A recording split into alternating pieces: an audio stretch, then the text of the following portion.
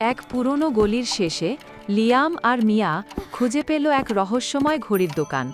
হাজারো ঘড়ির মাঝে একটিই ঘড়ি চলছিল উল্টো পথে।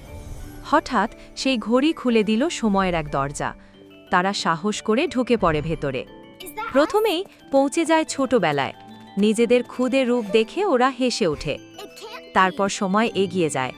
ওরা হাজির হয় ভবিষ্যতের এক শহরে।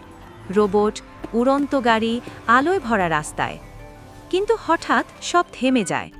মিয়া চুপ করে বলে, সময় তো শুধু ঘড়ির কাঁটা নয়, এটা অনুভবের বিষয়। সে গাইতে শুরু করে ছোটবেলার সেই গান। লিয়াম তার পাশে দাঁড়ায়। ধীরে ধীরে সময় আবার বয়ে চলে।